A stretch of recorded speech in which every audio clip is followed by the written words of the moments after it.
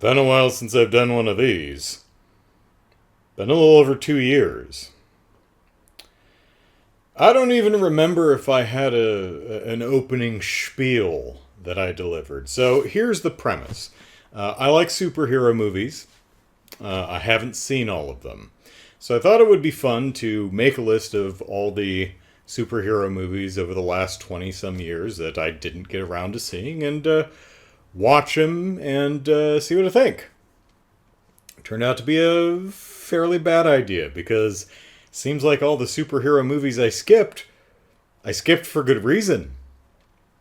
I did 8 of these episodes, and every one of the movies I watched were bad. Towards the end of I was looking forward to a superhero movie that was just okay. I was jonesing for meh. But no, they were all bad. Which isn't to say there was nothing to like about any of them. Almost all of them had something in them that were at least entertaining or interesting. And it's not like there was nothing to talk about. My Superman Returns video, I think, is nearly an hour long. So it's, I mean, I am long-winded, but... after the last one I did, the next movie was Ghost Rider. And I didn't want to watch it. A lot of people, Nick Cage is a great performer. I've liked a lot of his stuff. Some people, a movie with Nick Cage just doing the Nick Cage thing is enough for them. And I respect that. But it's not enough for me. And Ghost Rider looks like one of those movies. It looks like a Nick Cage mugathon with nothing else going for it, and that's just not of interest to me. I hope I'm wrong, because I'm going to be watching it for the next 2 hours and 3 minutes. Also, if I remember correctly, at the time I finished my last video in the summer of 2022, I think Ghost Rider was not on any of the streaming services that I pay for. So I was like, oh, well, I'm not spending $4 to rent it, so I'll just wait until it pops up on, something I have access to. And it has several times over the last 2 years. I just never wanted to watch it. Well, here we go.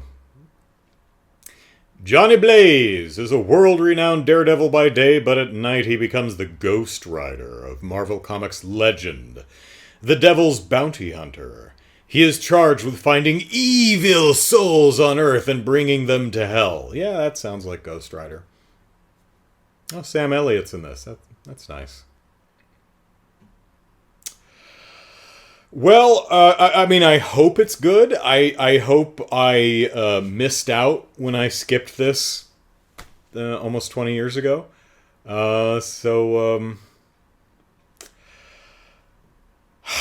Ghost Rider. Ghost Rider. Let's a ghost.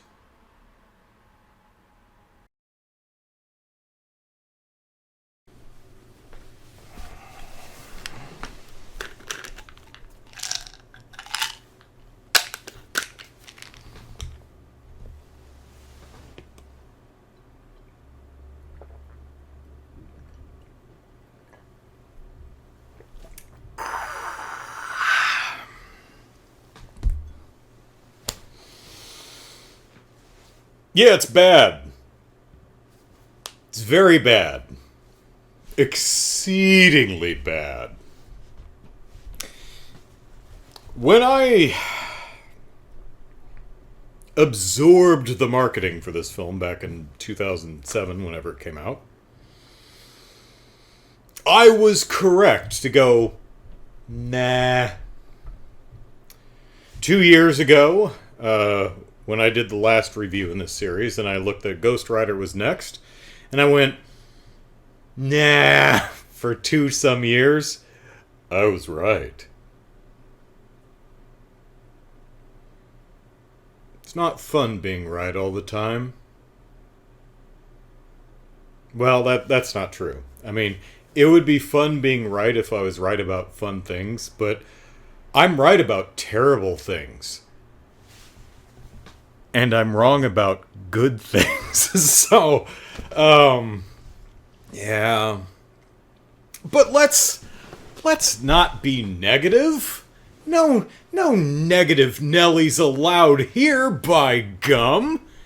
Let's talk about all of the good things that Ghost Rider has to offer. 'Cause there's some. More than one. And I'm sure if I sat here and stared at you awkwardly long enough, I could come up with some.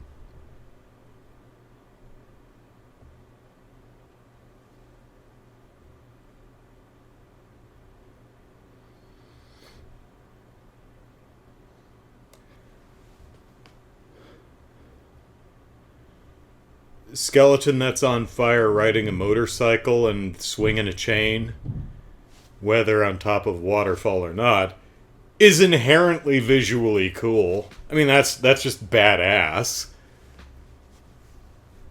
So there's that. Sam Elliott, as you might expect, being that he's Sam Elliott, plays a cowboy Ghost Rider. And so he's a skeleton on flambe, riding a horse on flambe. That's badass too. And at the end of the movie, Johnny and Sam Elliott, they get on their flamin' rides and they ride through the desert together to a rock version of Ghost Rider, or Ghost Rider's in the Sky. That's cool.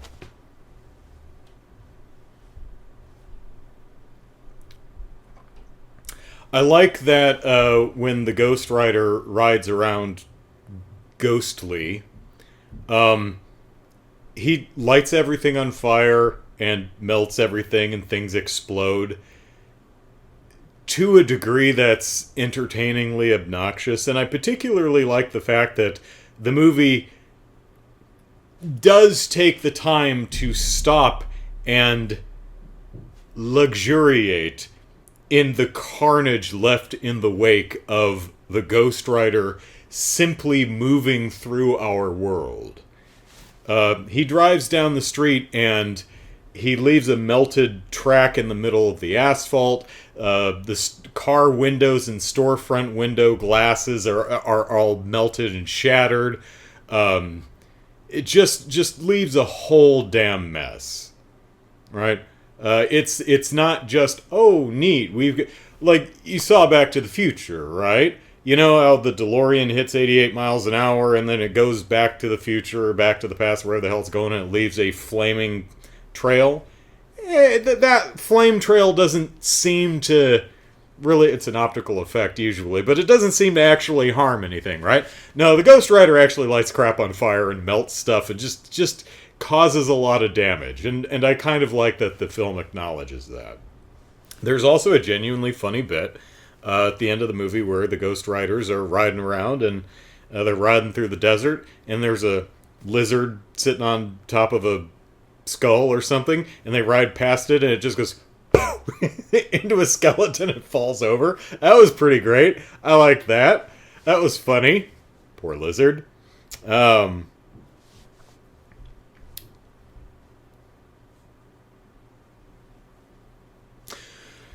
The four demons, I guess they're demons? Bad guys? Supernatural monsters? Maybe fallen angels of a type? Not really sure. There's four of them, and they're themed on the elements. There's a wind guy, there's an earth guy, there's a water guy, and there's Wes Bentley. You'd think he'd be the fire guy, but I think Ghost Rider already had that covered, so he's just kind of the pale guy who can suck the life out of people by touch. I mean, it's like, oh, is he deaf? Are we doing a four riders of the apocalypse, but no, the other three are clearly elementals. That they're not, pestilence and war and such. So I don't know what they were going for there, but when they introduce the water elemental, he comes up all liquidy and his eyeball slides off because he's very moist. His eyeball just kind of slides down his face and he just picks it up and plucks it off and a new one opens in its place. That's fun. I like that.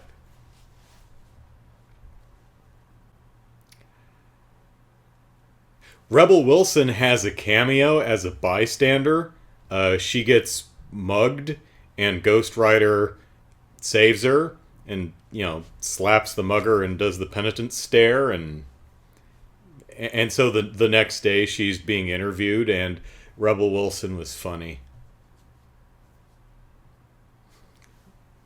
Funny actor, that Rebel Wilson. Don't know I've seen her in much, but I've seen her in a few things and quality comedic performer she is. There's a scene in a restaurant where Eva Mendes is being stood up by Johnny. And her performance is comedic, and it was funny. She drinks wine in a funny manner. It was funny, and I enjoyed those couple of moments. There's a moment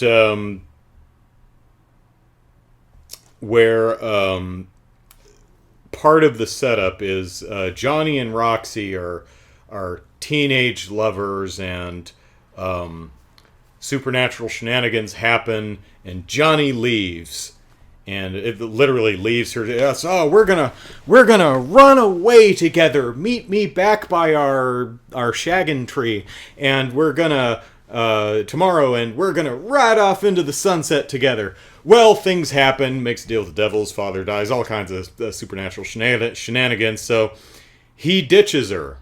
But he doesn't just ditch her, he actually drives to the tree. It's pouring rain, she's standing there just getting drenched, waiting in the rain. I guess she's kind of under the bough of the shaggin' tree. They don't actually shag under the tree. I bet they did at some point off camera, but, it's the kissing tree. Let's keep it PG-13. So she's standing, pouring rain, even the bough of the snoggin' tree, that sounds good. The snoggin' tree, under the bough of the dragon, it's doing nothing to keep her dry, and Johnny drives up on his motorbike, and she's standing there all drenched, and he just takes off. I'm like, you are an asshole, man. I mean, I understand you've had some issues. Deal with the devil kind of went sour. Your soul is now in the clutches of the essence of all evil. And your father died when blah, blah, blah, blah, blah. But did you have to stand her up so hard that you had to go out there and look her in the eye and then drive away, leaving her standing? You could have just driven her home, man. That sucked. So I communicate that as a setup. So some years later, they're adults now. They're now played by Nick Cage and Eva Mendes, and they meet again later in adult life. And I'm thinking the first thing she's going to do is slap him upside the head. You jackass! You didn't just ditch me. You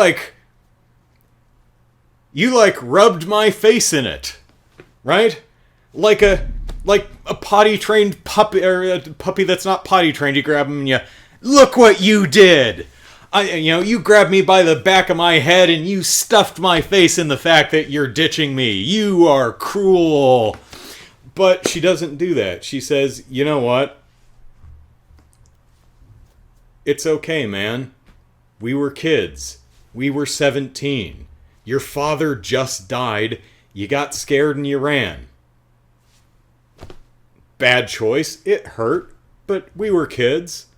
We're adults. I'm like, huh.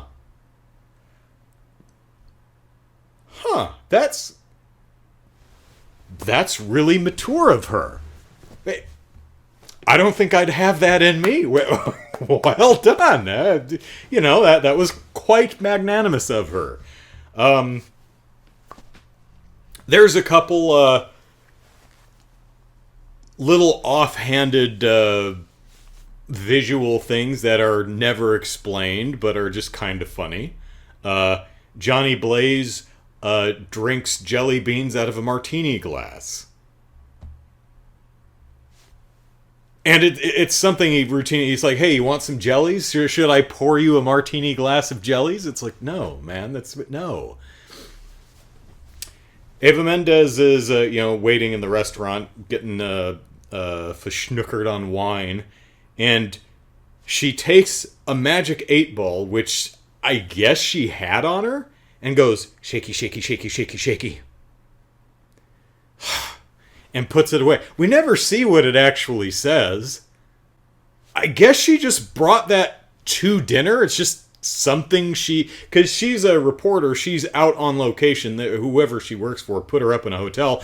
I guess she brought her magic 8-ball with her and then put it in her purse or pocket, or so she must have big pant pockets or something, and brought it down to... Because they're supposed to meet up at the restaurant in her hotel. So not only did she bring the magic 8-ball from home, or maybe she saw it in a shop and bought it on a whim, she brought it to the restaurant. And we'll never know what it says. That's just so weird that I kind of liked that.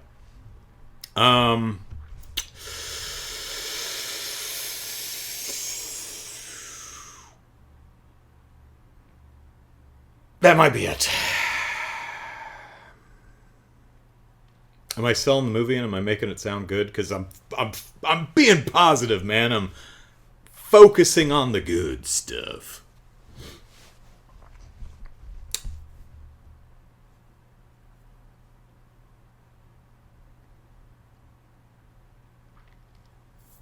Yeah, it might be it.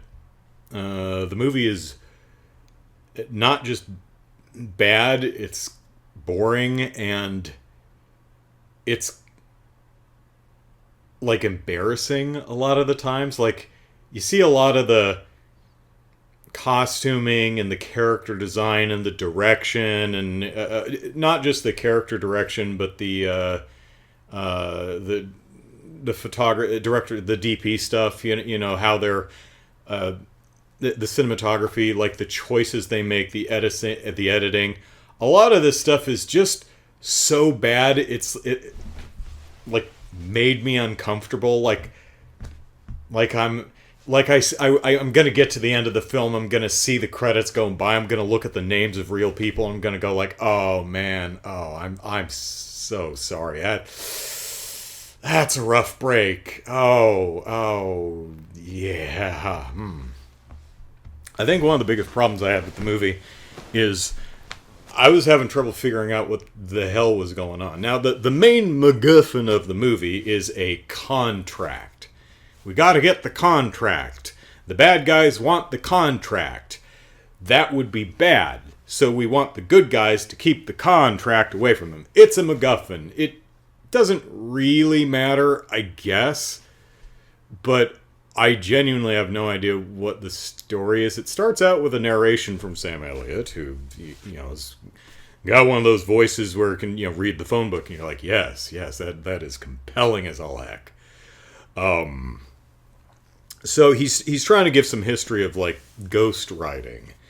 But I'm not clear, like, what I took away from it was the devil makes a deal with a person, and so the devil owns your soul, and you become the devil's bounty hunter. And when souls escape hell, I guess, you go get them and bring them back. And I guess that like the impression I was left with, it might not be outright stated, is once you fulfill a quota, you get your soul back and you don't have to be Ghost Rider anymore, and I guess the devil goes and gets a new one. I guess maybe. But apparently this contract is for like 1,000 souls, and so the Ghost Rider took the contract and ran away. And I'm like, wait, does the devil want the contract itself, or does the devil want the souls back? Like, it's the devil's contract. It's a piece of paper. Why do we need to keep the physical contract away from the devil? What does that do? Like, I mean, I think where they might have been going with that, it's like, oh no, onesies or twosies are fine, but if I fulfill this contract and bring the devil these 1,000 souls, then the devil will have the power to do something bad, maybe? I don't know. It's not clear.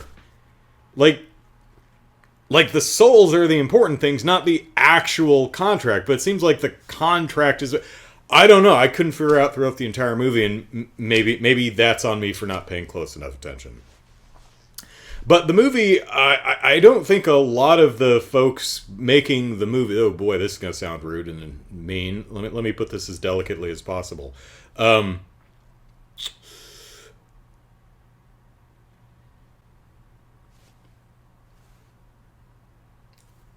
It looks like this movie was put together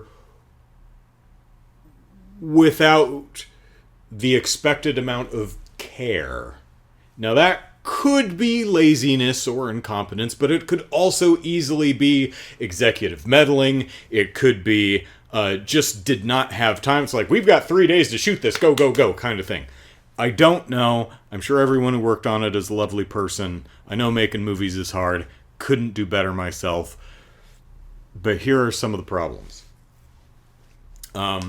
The movie opens with Johnny and his daddy. They're basically the Flying Graysons. They do a stunt show in a traveling circus, but it's kind of a lame stunt show. I mean, I'll cut the film some slack. Maybe they didn't have the budget for this part, but I mean, this is...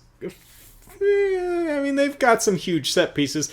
The Ghost Rider rides a motorcycle up the side of a building. I think he jumps, across the length of a football field. I think we could have done better than there's a small ramp here and a small ramp here and a ring of fire in the center, and they just kind of jump the ramp through the ring of fire. I'm like, that's lame. It's just kind of lame.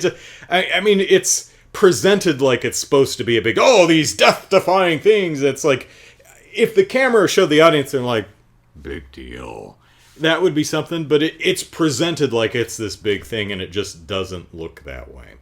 So, the devil, Daddy's got cancer. He's gonna die. The devil says, hey, in exchange for your soul, I'll take Daddy's cancer away. But of course he does a monkey's paw thing where, okay, the next morning Daddy doesn't have cancer anymore, but he immediately dies during the stunt. But here's the weird thing. They do the stunt together. When they first show the stunt, Johnny's on one ramp, Daddy's on the other, and they crisscross through the ring of fire. Okay.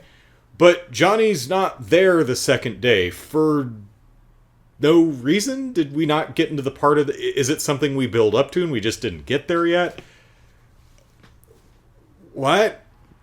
And when the father dies, he just kind of keels over for no reason. Like he's driving up the ramp and then he just kind of falls over and just rolls off the end. And then in the next shot, he's laying on top of the ramp.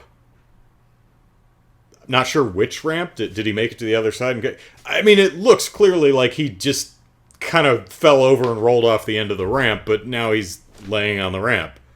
What? Years later, and then he just dies. I'm not sure why the devil needed to do that. Was it one of those things where the devil knew he was going to die tomorrow? He's like, hey, if I'm going to do it, I'm going to do it now, because his dad's going to die tomorrow. He's got cancer, but I'll take away the cancer, sure. Your dad's going to die tomorrow anyway. It's not clear if, he caused it to happen, or if he did, why he would. Years later, Johnny is a professional stuntman, and he is doing a huge jump on, what looks like a football field, and it looks like he's jumping the length of the football field, and he's jumping over a bunch of semi-tractor-trailer truck things. And he does... And he crashes, and he lands on his head, and he slides, and he, boom, hits a wall. Ugh. And then in the next shot, he's laying on the ground flat. maybe like he slid down the wall, but there's no way he could have slid and ended up like a foot or three away from the wall. It's just, it's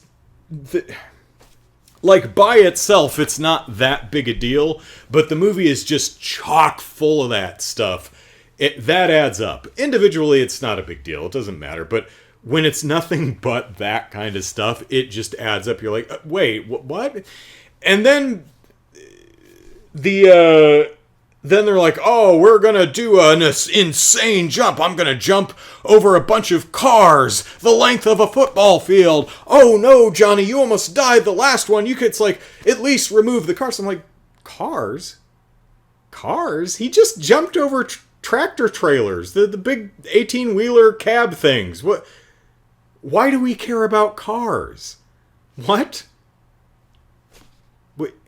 And also, didn't he just jump the length of a football field? I mean, it was a football field or something, right? I mean, maybe it was 200 feet and now he's going to do 300, but it wasn't really clear. I was like, wait, didn't he just do that? This seems like less of a thing. And then it's like, oh, thank you for removing the cars, Johnny. And he turns around and he's like, oh my gosh. And he's reacting to a thing that hasn't actually happened yet. Because he turns around, oh my gosh. And then the roof of the football dome opens and a bunch of helicopters come in and he's going to jump over the spinny blades of the helicopters. It's like, what were you reacting to wasn't actually there yet.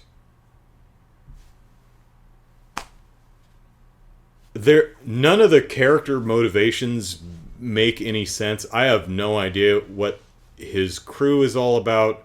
There seem to be like some rival crew mentioned, but they never show up. I have no idea what Roxy sees in Johnny, but he just must be a fantastic kisser, because he does nothing but stand her up throughout the entire movie, and she's just chasing him around, saying, the script insists I snog you! Another thing, like, he asks her out on a date, and it's the thing where she's like, 8 o'clock, don't be late. It's like, okay, I know how movies work. He's going to be late. So there's a scene with the bad guys, which doesn't make any sense. So we cut to Eva Mendes. She's sitting in the restaurant, and we don't know what time it is, but the way it's presented, the body language, the way she's... And the guy's pouring wine, and she's clearly waiting. It's like, is she just really early and nervous, or is he late? And she pulls out her phone and looks at it. I'm like, ooh, perfect time to put a big timestamp right in the center of the phone so you know what time it is. Nope, she's just checking her messages, and she had no messages. I actually backed it up and looked. The time is not on the phone. No idea what time it is. Then it cuts to Johnny, who's, getting his shirt on and hyping himself up in the mirror, getting ready to go. And I'm like, okay, if it's after 8, if it's like 8:23 or something, he's just an asshole. I thought the whole thing was going to be like, oh, I was going to be there, I meant to be there, but I turned into Ghost Rider and I had to go do the penance stare and seal some souls and stuff. No, he was already late, which just kind of makes him an unlikable asshole. I mean, it seems. We don't know what time it is, but context clues are telling us he was already late and would have been like 45 minutes to an hour late anyway. So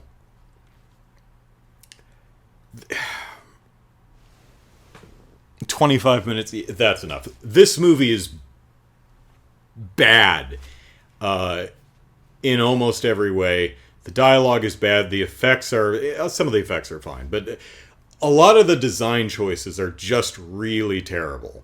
Oh, there's another shot where Ghost Rider gets run over by a car, and then the camera pans around, another truck, and the camera pans around the truck to the door, and the door opens, and a foot steps out, and the camera looks at the feet, and pans up, and goes up to reveal who it is, like we're introducing a character, but it's just one of the bad guys who was already there. It's like, what are we doing? Also, apparently, if Ghost Rider gets stabbed in the shoulder, Johnny needs stitches the next day, but if he gets pancaked by a truck, he's fine. I don't know what the rules of the Ghost Rider are. And if it's like the Ghost Rider's abilities are just whatever they happen to be at the time. Yeah, this I honestly could keep going, but I don't want to because the movie's bad and I don't want to talk about it anymore. Luckily, next time, which hopefully I'll get to sometime within the next 2.5 years, is oh god, it's Fantastic Four: Rise of the Silver Surfer in it. Yeah, pretty sure that's the next one. That one looks bad too.